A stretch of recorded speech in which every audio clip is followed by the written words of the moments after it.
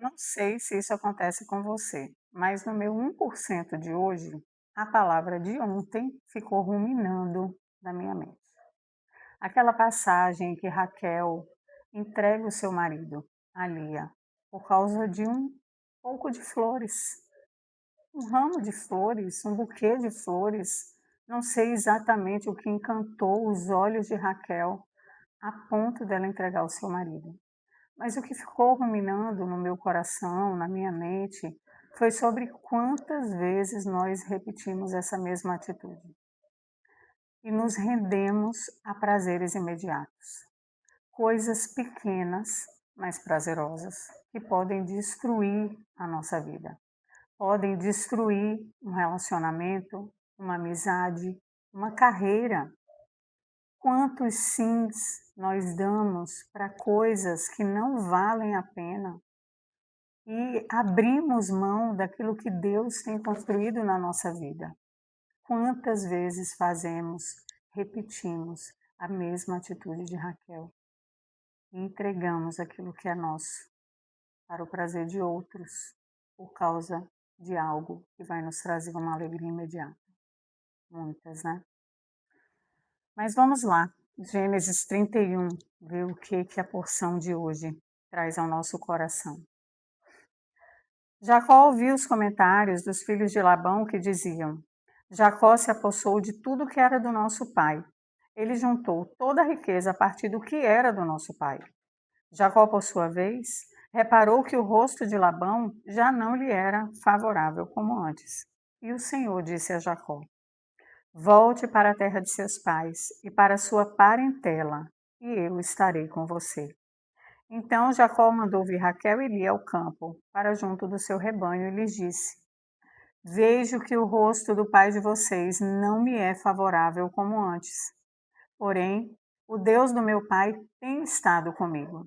Vocês mesmas sabem que com todo empenho tenho trabalhado para o pai de vocês, mas ele me tem enganado e por 10 vezes mudou o meu salário. Porém, Deus não permitiu que ele me prejudicasse. Se ele dizia: Os salpicados serão o seu salário, então todo o rebanho dava salpicado. Se ele dizia: Os listrados serão o seu salário, então o rebanho dava listrado. Assim, Deus tirou o gado do pai de vocês e deu a mim.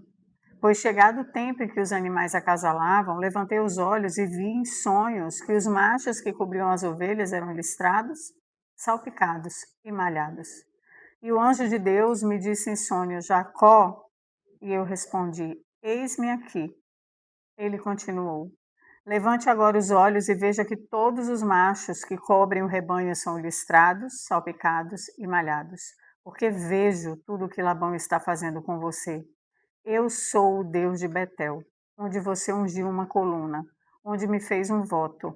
Levante-se agora, saia dessa terra e volte para sua parentela.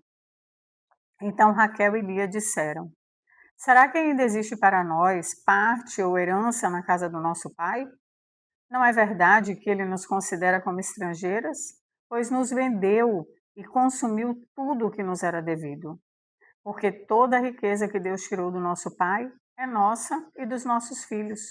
Agora, pois, faça tudo o que Deus pediu que você fizesse. Então Jacó se levantou e, fazendo montar seus filhos e suas mulheres em camelos, levou todo o seu gado e todos os seus bens que chegou a possuir, o gado de sua propriedade que havia acumulado em Padã Arã, para ir a Isaque, seu pai, à terra de Canaã. Enquanto Labão tinha ido fazer a tosquia das ovelhas, Raquel roubou os ídolos do lar que pertenciam ao seu pai. E Jacó enganou Labão, o arameu, não revelando que tinha planos de fugir. E fugiu com tudo que lhe pertencia. Levantou-se, passou o Eufrates e tomou o rumo dos montes de Gileade. No terceiro dia, Labão foi avisado de que Jacó ia fugindo. Reuniu seus parentes e saiu no encalço de Jacó, por 7 dias de viagem, e o alcançou nos montes de Gileade. De noite, porém, Deus veio em sonhos a Labão, o arameu, e lhe disse: Cuidado, Não fale a Jacó, nem bem, nem mal. Labão alcançou Jacó. Este havia armado sua tenda naqueles montes. Também Labão armou a sua tenda com os seus parentes, nos montes de Gileade. E Labão disse a Jacó: que foi que você fez? Você me enganou, levou minhas filhas como se fossem prisioneiras de guerra. Por que você fugiu em segredo e me enganou e não me disse nada? Eu o teria despedido com alegria, com cânticos, tamborins e harpa. E por que não permitiu que eu beijasse meus netos e minhas filhas? Nisso você agiu como um tolo. Tenho em minhas mãos poder para fazer mal a vocês. Mas ontem, o Deus do pai de vocês me falou e disse: cuidado, não fale a Jacó, nem bem nem mal. Agora que você partiu de vez, pois está com saudades da casa do seu pai, me diga, por que roubou os meus deuses? Jacó respondeu: porque tive medo. Pensei assim: para que não aconteça que me tome à força as suas filhas, que seja morto aquele com quem o Senhor achar os seus deuses. Na presença de nossos parentes, verifique o que pertence ao Senhor, e se estiver comigo, pode levar embora. Acontece que Jacó não sabia que Raquel havia roubado. Labão entrou na tenda de Jacó, na tenda de Lia e na tenda das suas servas, mas não achou nada. Tendo saído da tenda de Lia, entrou na tenda de Raquel. Ora, Raquel havia pegado os ídolos do lar e depois colocado na sela de um camelo e estava sentada sobre eles. Labão apalpou toda a tenda e não os achou. Então Raquel disse ao pai: não fique zangado, meu senhor, por eu não poder me levantar na sua presença, pois estou no meu período menstrual. Ele procurou, mas não encontrou os ídolos do lar. Então Jacó ficou zangado e discutiu com Labão. Dirigiu-se a Labão dizendo: qual é a minha transgressão?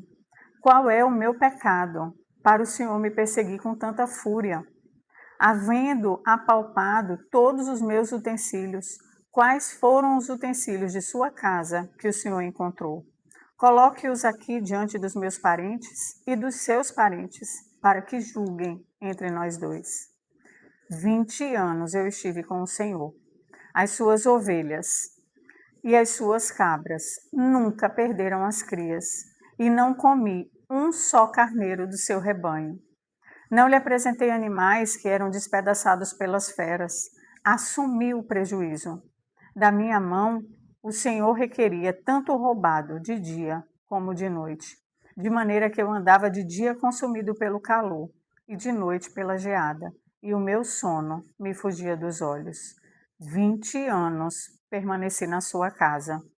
14 anos trabalhei para o Senhor, pelas suas 2 filhas, e 6 anos trabalhei para conseguir o meu rebanho. 10 vezes o Senhor mudou o meu salário. Se não fosse o Deus do meu pai, o Deus de Abraão e o temor de Isaque, por certo, o Senhor me despediria agora de mãos vazias. Mas Deus viu o meu sofrimento e o trabalho das minhas mãos, e ontem à noite ele repreendeu o Senhor. A aliança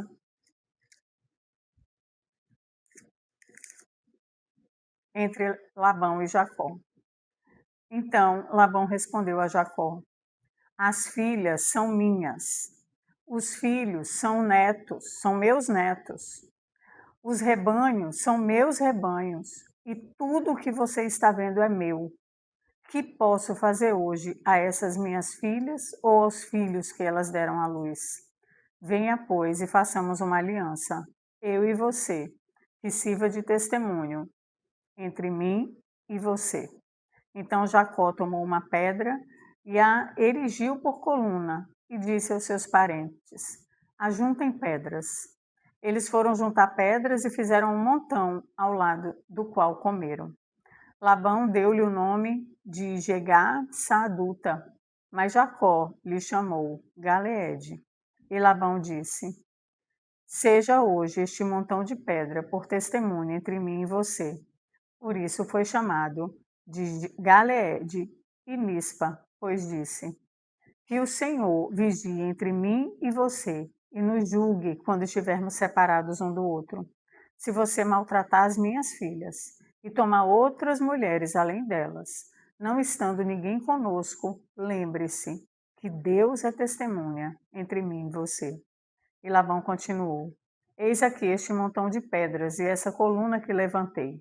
Seja o montão testemunha e seja a coluna testemunha de que para mal não passarei para o lado de lá do montão, e você não passará para o lado de cá do montão.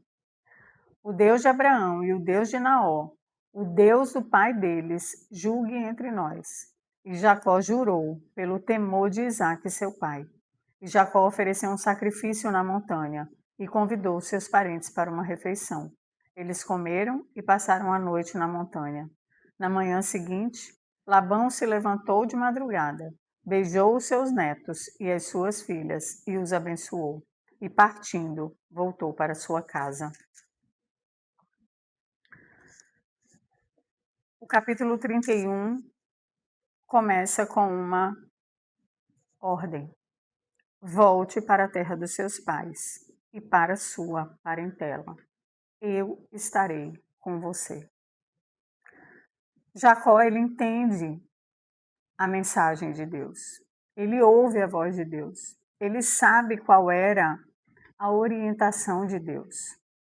Mas ele decide fazer as coisas do jeito dele. Deus diz que garante, vá e eu estarei com vocês. Mas ele faz as coisas da maneira como o coração dele conduzia, sempre com insegurança, sempre com medo, sempre com desconfiança, sempre alimentando uma relação dentro da família desgastada, desencontrada. Ele resolve fazer tudo às escondidas. E nesse capítulo, ele vomita todos os seus traumas, todas as suas angústias, todo o seu rancor, toda a sua amargura. Quando seu sogro finalmente o encontra e pergunta por que é que você fez dessa forma? Por que é que você não teve dignidade de dizer e coragem? Estou indo embora porque o meu Deus mandou e ele está comigo. Por que é que você não foi um homem digno? E ele responde, porque tive medo.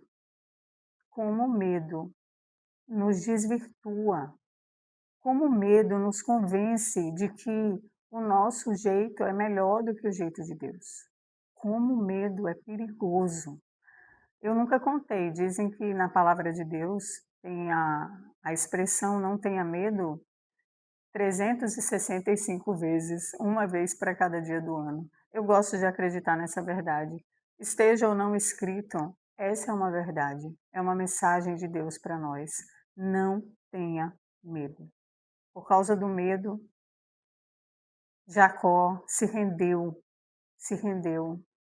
à maneira errada de realizar as coisas, mesmo querendo chegar no fim que Deus tinha proposto. E sofreu as consequências por isso. Aqui, a partir do 38, é que ele vomita toda a sua amargura. E eu fico pensando, onde está a gratidão desses 20 anos em que Jacó foi acolhido na casa do seu tio, em que Jacó enriqueceu, em que Jacó recebeu mulheres e filhos? Onde está a gratidão? Capítulo 32. Também Jacó seguiu seu caminho, e anjos de Deus foram encontrar-se com ele. Quando Jacó os viu, disse: Esse é o acampamento de Deus, e deu àquele lugar o nome de Maanaim. Então Jacó enviou mensageiros adiante de si, a Esaú, seu irmão, à terra de Seir, território de Edom, e lhes deu essa ordem: Assim vocês falarão ao meu senhor Esaú: O seu servo Jacó manda dizer isso. Como estrangeiro, morei com Labão, em cuja companhia fiquei até agora. Tenho bois, jumentos, rebanhos, servos e servas. Envio este comunicado ao Senhor para encontrar favor na sua presença. Os mensageiros voltaram a Jacó dizendo: Fomos até o seu irmão Esaú. Também ele está vindo para se encontrar com o Senhor, e 400 homens estão com ele. Então Jacó teve medo e ficou angustiado. Dividiu em 2 grupos o povo que estava com ele, e também os rebanhos, os bois e os camelos, pois pensou: se Esaú vier e atacar um grupo, o outro escapará. E Jacó orou: Deus de meu pai Abraão e Deus de meu pai Isaque, ó Senhor, que me disseste: volte para a sua terra e para a sua parentela, e eu farei bem a você. Sou indigno de todas as misericórdias e de toda a fidelidade que tens usado para com o teu servo, pois com apenas o meu cajado atravessei esse Jordão. Já agora sou 2 grupos. Livra-me das mãos do meu irmão, Esaú, porque temo que ele venha e ataque a mim e as mães com os filhos. Pois tu disseste: certamente serei bondoso com você e lhe darei uma descendência como a areia do mar, e de tão numerosa não se pode contar. Depois de passar ali aquela noite, Jacó separou do que tinha consigo um presente para o seu irmão Esaú: 200 cabras, 20 bodes, 200 ovelhas e 20 carneiros, 30 camelas de leite com as suas crias, 40 vacas e 10 touros, 20 jumentas e 10 jumentos. Entregou-os aos seus servos, cada rebanho à parte. Então disse aos servos: vão à minha frente e deixem espaço entre o rebanho e rebanho. Ordenou o primeiro servo, dizendo: quando Esaú, meu irmão, se encontrar com você e perguntar: de quem você é? Para onde você vai? De quem são esses animais que você vem trazendo? Responda: são do seu servo Jacó. É um presente que ele está enviando para o meu senhor Esaú. E eis que ele mesmo vem vindo atrás de nós. Jacó ordenou também ao segundo e ao terceiro, e a todos que vinham conduzindo os rebanhos: é assim que vocês devem falar com Esaú, quando se encontrarem com ele. Também dirão: eis que seu servo Jacó vem vindo atrás de nós. Porque Jacó pensava assim: eu aplacarei com o presente que me antecede. Depois eu o verei pessoalmente, e talvez ele me dê boa acolhida. Assim, mandou os presentes à sua frente. Ele, porém, ficou aquela noite toda no acampamento. Naquela mesma noite, Jacó se levantou, tomou suas 2 mulheres, suas 2 servas e seus 11 filhos, e transpôs o val do Jaboque. Reuniu todos e fez com que passassem o ribeiro. Também fez tudo o que lhe pertencia passar. Jacó ficou sozinho, e um homem lutava com ele até o romper do dia. Vendo que este não podia com Jacó, tocou-lhe na articulação da coxa, de modo que a junta da coxa de Jacó se deslocou na luta com o homem. Então o homem disse: deixe-me ir, pois já rompeu o dia. Jacó respondeu: não deixarei ir, se você não me abençoar. Então o homem perguntou: como você se chama? Ele respondeu: Jacó. Então disse: seu nome não será mais Jacó, e sim Israel, pois você lutou com Deus e com os homens e prevaleceu. Jacó disse: por favor, diga-me como você se chama. Ele respondeu: por que pergunta meu nome? E o abençoou ali. Jacó deu àquele lugar o nome de Peniel, pois disse: vi Deus face a face, e a minha vida foi salva. Nasceu-lhe o sol quando ele atravessava Peniel, e mancava por causa da coxa. Por isso, os filhos de Israel não comem até hoje o nervo do quadril na articulação da coxa, porque o homem tocou a articulação da coxa de Jacó no nervo do quadril. O capítulo 32 é um resgate lindo de identidade e relacionamento com Deus. Essa porção bíblica marca um momento de arrependimento, de humildade, e de encontro com Deus. É lindo aqui quando no versículo 10, Jacó, ele finalmente tira aquela capa de homem trabalhador, fiel, poderoso, que trabalhou muito e foi injustiçado, e ele se abre para Deus. Sou indigno das tuas misericórdias e da tua fidelidade. Só com o meu cajado eu atravessei essa terra, mas agora eu volto com 2 grupos. Eu volto com mulheres, com filhos, com rebanhos. Você viu o presente que ele mandou para Esaú? O presentinho que ele mandou para Esaú? Rebanhos e rebanhos. Você pode imaginar, coloca essa cena na sua cabeça. Ele tinha um povo com ele, voltando para sua terra. Ele tinha bens, ele era dono, senhor. E aqui ele finalmente se rende e entra num momento de comunhão com Deus. E nesse momento de comunhão com Deus, ele entra numa batalha. E eu gosto de pensar que essa é uma batalha onde Deus devolve a sua identidade. Lá no início da sua história, quando o pai dele perguntou como é o seu nome, ele disse Esaú. Não era ele. Ele queria ser outra pessoa. Ele queria a bênção de outra pessoa. Mas ele teve a oportunidade aqui de assumir quem ele realmente é. E agora o anjo pergunta para ele: como você se chama? E ele responde: Jacó. Agora eu sou Jacó. Eu não sou mais aquele homem com apenas um cajado, mentiroso, que atravessou o Jordão. Eu não sou mais aquele que enganou o irmão. Eu sou aquele que volta para casa em busca de reconciliação. Mas tem um detalhe: Jacó continua com medo. Jacó continua agindo com medo. Jacó sabe das promessas de Deus, mas ainda tem medo. Jacó viu Deus face a face e nesse momento ele ganha um novo nome. Seu nome agora é Israel. Eu quero encerrar essa meditação garantindo para você que Deus nos dá uma identidade.